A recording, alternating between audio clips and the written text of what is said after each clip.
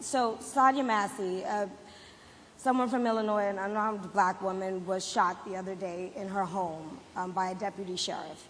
The deputy has since been charged with murder. You've said police would get immunity from prosecution if you win. Why should someone like that officer have immunity, in your opinion? Immunity? Immunity. I don't know the exact case, but I saw something, and it didn't look good to me. It didn't look good to me. Are you talking with the water, right? Yeah. Well, police unions are not backing this person either. Okay. But again, why would they're going to be charging the officer? I guess they're charging the officer. So why should he receive immunity?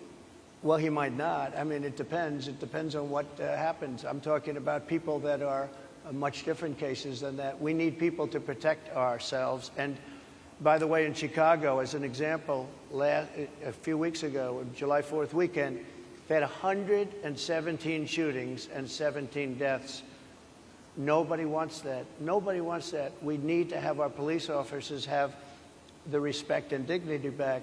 In this particular case, I saw something that didn't look good to me. I didn't like it. I didn't like it at all. So can you get a little more specific back to the immunity question? Who would make those distinctions? Well, right now, for the most part, people are protected by their unions, by their police unions, or by their police departments.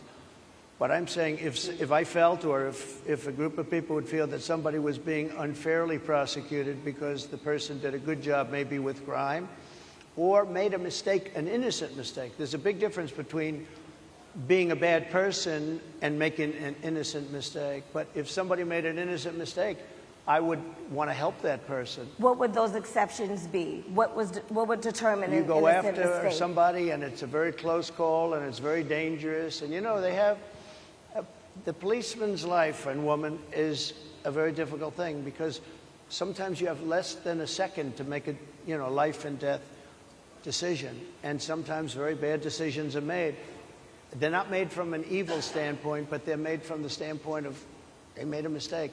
So I want to follow up really quickly. I find it interesting because you do talk about reining in prosecutors, especially when it comes to prosecutors that are prosecuting you. Why doesn't that skepticism apply to law enforcement? Well, I've been prosecuted because I'm a political opponent of two people that have weaponized our justice system. I've been prosecuted. I just won the big case in Florida. Everyone said that was the biggest case. That was the most difficult case. And I just won it. Now, Biden has a similar case, except much worse. I was protected under the Presidential Records Act. Biden wasn't, because he wasn't president at the time. And he had 50 years worth of documents. And they ruled that he was incompetent, and therefore he shouldn't stand trial. And I said, isn't that something?